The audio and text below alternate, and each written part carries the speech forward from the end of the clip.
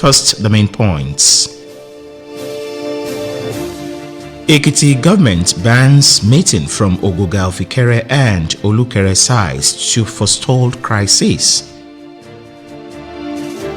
Reactions trail submission of IMEI numbers to NCC Chief of Army Staff. Atairu, 7 others die in plane crash. Biden applauds Israel, Hamas ceasefire. Detail of the news. Today is International Day for Biological Diversity. The United Nations has proclaimed today as Biological Diversity to increase understanding and awareness of biodiversity. The theme for this year Biodiversity Day is "We are part of the solution for nature." The Ekiti State Deputy Governor Otumba BC Egbeyemi has warned that there should be no meeting from the Ogoga of Ikere, Oba Samuel Adu Alagbado side or from the Chief Olukere Gani Obasanyi side over the crisis in Ikere. In a statement signed by the Special Assistant Media to the Deputy Governor Odunayo Ogmola, the decision was arrived at after the Deputy Governor met with Ogoga and Olukere. The Deputy Governor warned that nobody should allow any violence in the town and urged Ikere people to keep the peace and report any criminal or court members to the police. The Ewi of Ado-Ekiti, Oberufos Adejugbe, has described the decision of the Southern Governor's ban on open grazing as a welcome development. The Southern Governors had met at Asaba, Delta State, and part of the decision reached was the ban of open grazing. Oba Adejugbe, in an interview with BSCS reporter Ademola Adeleke in Ado-Ekiti, said the meeting was appropriate now in view of the security challenges in the country. He commended the governors for the steps taken and urged the federal government to hearken to the voice of the governors.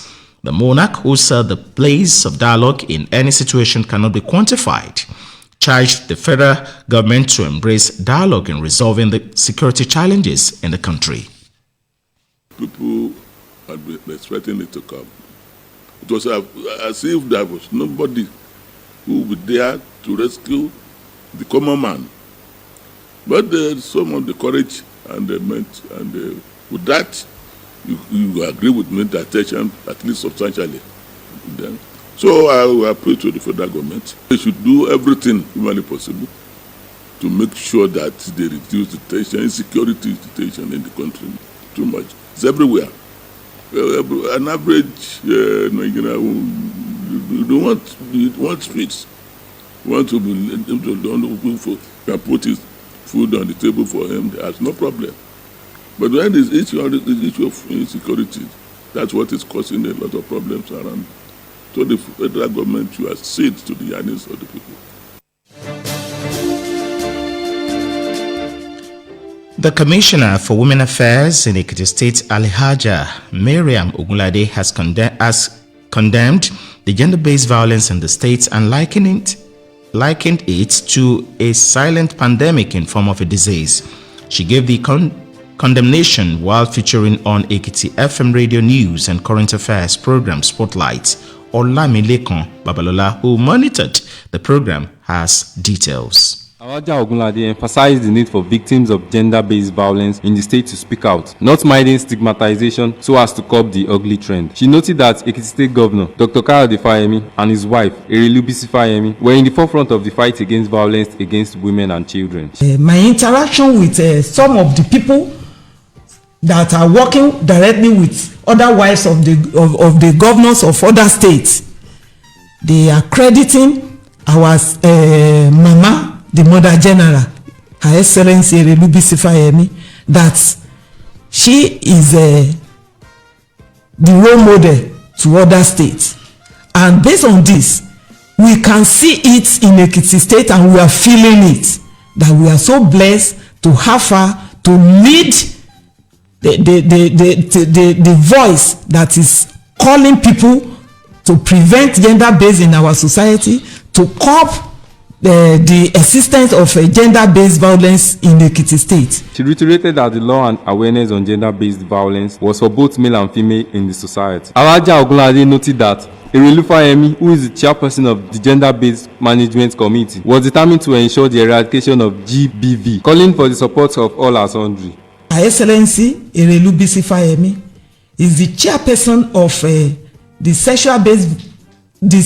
the gender-based violence management committee in Ekiti State, and she also has passion. She's a promoter of saying no to gender-based violence in our society, not in Ekiti State alone. The Women Affairs Commissioner urged parents to be more alive to their responsibilities by embarking on periodic visitations to their children in school and closely monitor their activities. Olamilekan Babalola reporting. Workers in Ekiti State have been advised to be patient with the state government till its economy improves.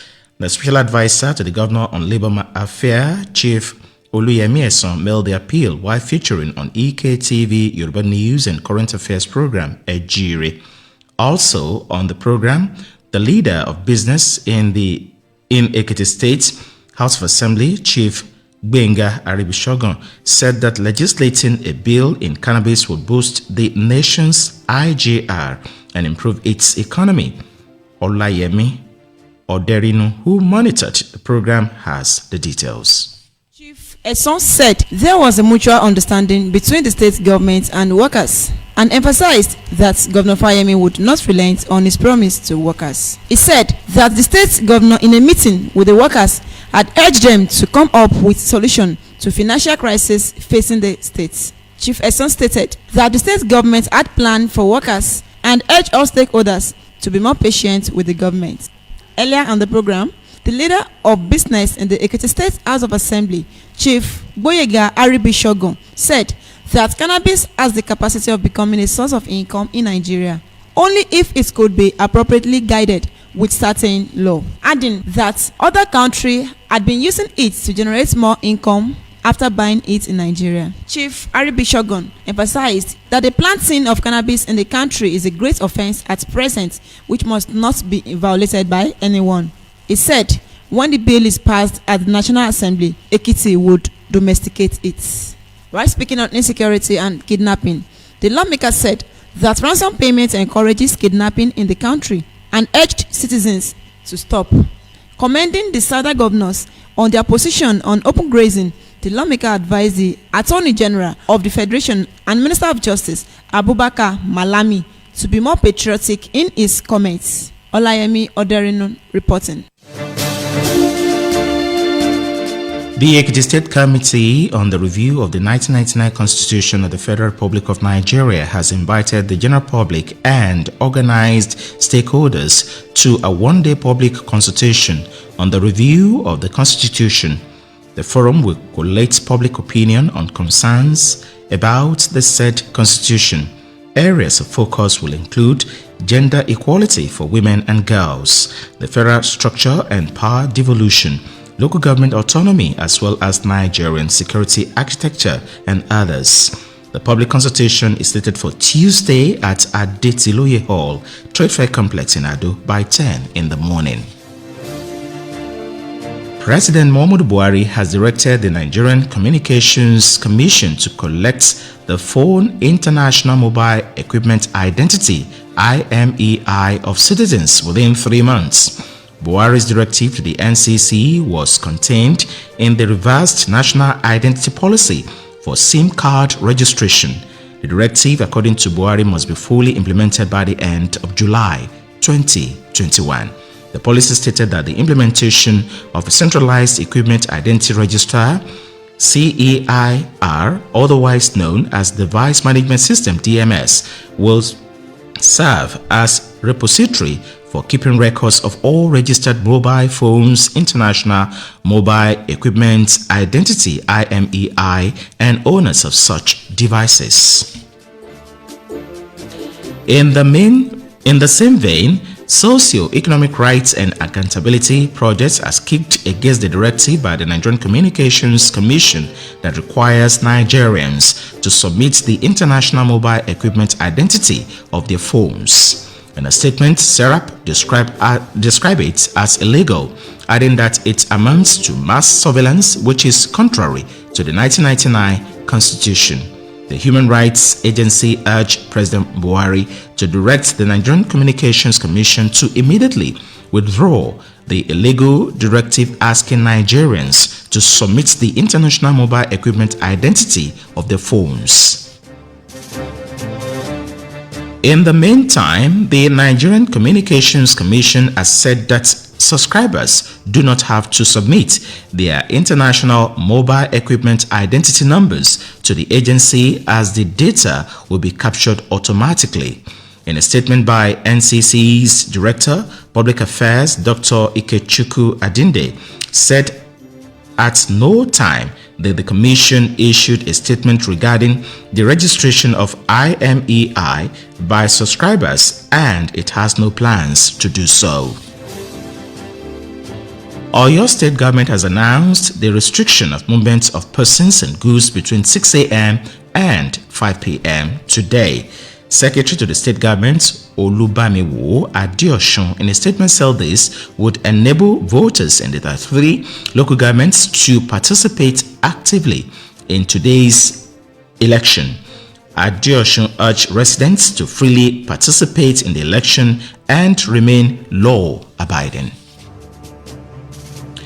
The Federation Accounts Allocation Committee has shared a total of over 616 billion naira as April 2021 revenue to the federal, states, and local governments, as well as other relevant agencies in Nigeria.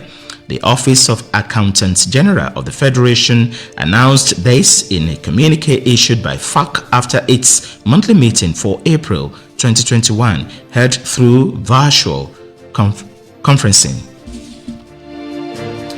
This is the broadcasting service of Ekiti State. Good news to the residents of Olorunshogo community in Ado-Ekiti. Petwa Schools is now in your neighborhood for quality primary and secondary education, for sound moral and academic upbringing, quality teachers, standard facilities, and conducive learning environment is a staple at Petwa. Admission is open into all classes. Forms are on sale for 5,000 naira at Petwa Nursery and Primary School, Awedele off Inyi Road, Bashiri, Ado-Ekiti. Petwa City College, Ekute Quarters, Ado-Ekiti. Petwa City Model Nursery and Primary School, Ajebandele, Ado-Ekiti. Petwa Schools, Olorunshogo area, Ado-Ekiti. Petwa Educational Publishers, 100 Idemo Street, Ado-Ekiti, and Petwa Dry Cleaning and Laundry, 102 Inyi Road, opposite Abound Filling Station, Bashiri, Ado-Ekiti. So take advantage of Petwa Schools, now situated at Olonda, Olorunshogo Community, Ado-Ekiti. For more information, call 0803 507 1066. Petwa, we set academic pace. You are welcome back. For news, information, or comments, send to bscsnewsroom@gmail.com. Our military Beechcraft 350 aircraft has crashed at the Kaduna International Airport on Friday, claiming all 8 souls on board.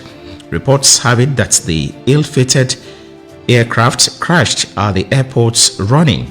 Commissioner and Chief Executive Officer of the Accident Investigation Bureau, Nigeria, Akin Olateru, confirmed that the 8 souls died on board. Also, Nigerian Air Force has, in a statement by Edward Gapquet, confirmed the incident. Meanwhile, President Muhammadu Buhari has mourned the Chief of Army Staff, Lieutenant Ibrahim Atairu, and other victims of the military plane crash in Kaduna, saying they paid the ultimate price for peace and security in Nigeria. The late Chief Army Staff died on Friday after a military Beechcraft 350 aircraft crashed at the Kaduna International Airport, claiming all 8 souls on board.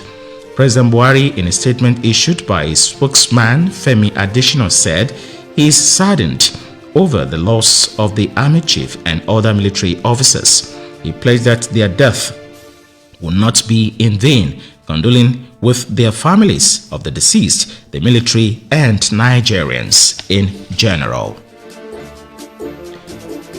The federal government says the implementation of financial autonomy for the state legislature and judiciary will commence next week. Minister of Labor and Employment, Senator Chris Ngige, announced this in his office after a conciliation meeting to resolve the strike of the Judiciary Staff Union of Nigeria, JUSUN, and Parliamentary Staff Association of Nigeria, PASAN. According to him, the striking legislative and judiciary workers will call off their prolonged strike as soon as implementation started. The federal government said it will not increase the price of premium motor spirit (PMS) in June in order not to disrupt ongoing engagement with labor. The Minister of State for Petroleum, Chief Timpriye Silva, gave the assurance in Abuja. He said that the current price of petrol will be retained in the month of June until the ongoing engagement with organized labor is concluded. According to the minister, the clarifications becomes necessary in the light of recent reports regarding the resolution of the Nigerian Governors Forum to increase the pump price of petrol. The Director General of the National Youth Service Corps, Brigadier General Shuaibu Ibrahim, said that the COVID-19 vaccine will not be made compulsory for corps members. According to a statement by the NYSC Director of Press and Public Relations, Adenike Adeyemi, the Director General confirmed this during a nationwide virtual address to the 2021 Batch A Stream 2 prospective corps members ahead of their official induction in the 37 NYSC orientation camps across the country. He also advised corps members to abide by the oath of allegiance of the scheme, the NYSC bylaws, and the NYSC Acts in order to maintain good conduct throughout the service year. The Minister of Interior, Ogbeni Rauf Aregbesola, has said that the current insecurity challenges in the country were temporary and will soon pass. The minister made the remarks in Katsina at the passing out ceremony of the Nigerian Security and Civil Defense Corps (NSCDC) Female Squad. He said that the Women's Squad was established with the aim of assisting security in schools in the country. Aregbesola directed other agencies in the ministry, the Immigration, Nigeria Correctional Service, and Federal Fire Service to establish Women's Squad and give them tasks. Still on the Chief of Naval Staff, Admiral Akwol Gambo, has said that as far as the nation's security challenges are concerned, it is now more actions and less talk from security agencies. He said the challenges were not insurmountable. Gambo made the remark during the visit of the Accountant General of the Federation, Ahmed Idris, to the Defense Headquarters in Abuja, while acknowledging the enormous responsibility saddled on the Nigerian Navy and other armed forces. The AGF assured Naval Staff of the continuous support of the Federal Treasury to the forces. He added that Treasury will ensure timely release of funds to the armed forces to enable them to secure the country's territorial waters and sovereignty. Bandits have attacked St. Vincent Catholic Church, Malumfashi, Katsina State, and abducted 2 priests. This was made known in a statement by the Communications Director, Diocese of Sokoto, Father Chris Omotosho. According to him, corpse of one of the priests was found behind the church premises, while one is still missing. On the foreign scene, U.S. President Joe Biden has applauded a ceasefire agreement between Israel and Hamas in the Gaza Strip and emphasized the U.S. will continue to support Israel militarily. He made the remarks at the White House in Washington, D.C. as Israel and Hamas agreed to a ceasefire proposal. Earlier in a telephone call with Israel's Prime Minister Benjamin Netanyahu, Biden commended the Israelis for bringing the immediate conflict to an end after 11 days and assured Netanyahu of continuing U.S. military support. Biden said he had spoken with Egypt President Abdel Fattah el-Sisi and Palestinian Authority President Mahmoud Abbas as part of an intense diplomatic engagement.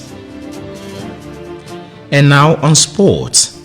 Simona Halep, the 2018 French Open champion, has withdrawn from this year's tournament because he has failed to recover from a calf injury.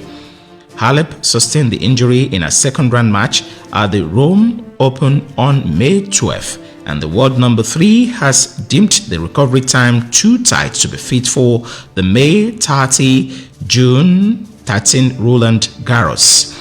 She said that withdrawing from a Grand Slam goes against instincts and aspirations as an athlete, but a right and only decision to make.